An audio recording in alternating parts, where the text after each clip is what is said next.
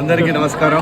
మహాశివరాత్రి సందర్భంగా ఆ భగవంతుడిని యాగంటి ఉమామహేశ్వర స్వాముల వారిని రాష్ట్రమంతా కూడా ప్రజలందరూ సుభిక్షంగా ఉండాలి. కూటమి ప్రభుత్వం వచ్చిన తర్వాత మొట్టమొదటి మహాశివరాత్రి సందర్భంగా మా యొక్క గౌరవ ముఖ్యమంత్రి శ్రీ నారా చంద్రబాబు నాయుడు గారు మరియు శ్రీ పవన్ కళ్యాణ్ గారు, అదేవిధంగా యువ నాయకుడు లోకేష్ బాబు గారు, ఎన్డీఏ కూటమి ప్రధానమంత్రి అయినటువంటి నరేంద్ర మోడీ గారి ఆశీస్సులతో, ఉమామహేశ్వర స్వామి వారి ఆశీస్సులతో రాష్ట్రమంతా సుభిక్షంగా ఉండాలని, ఈ 5 సంవత్సరాలలో గతంలో వెనుకబడిపోయినటువంటి ఈ యొక్క నవ్యాంధ్రప్రదేశ్ను మళ్ళీ స్వర్ణాంధ్రప్రదేశ్గా మార్చాలని చెప్పి మహేశ్వర స్వామిని కోరుకోవడం జరిగింది.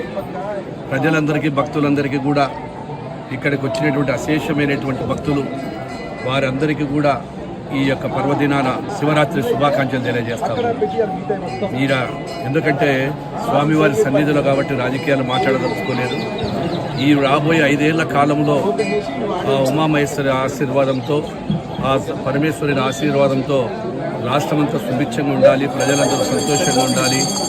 మేము అనుకునే ప్రజలకు ఇచ్చినటువంటి వాగ్దానాలు అన్నీ కూడా నెరవేర్చాలని చెప్పి ఆ భగవంతుని కోరుకుంటూ, నా యొక్క నియోజకవర్గము ప్రజలందరూ సుఖ సంతోషంగా ఉండాలని చెప్పి కోరుకుంటూ, ఇక్కడికి వచ్చిన భక్తులందరికీ కూడా మహాశివరాత్రి సందర్భం వారికి మరొక్కసారి అభినందనలు, శుభాభినందనలు చేస్తూ వారికి ధన్యవాదాలు తెలియజేస్తున్నాను. Thank you.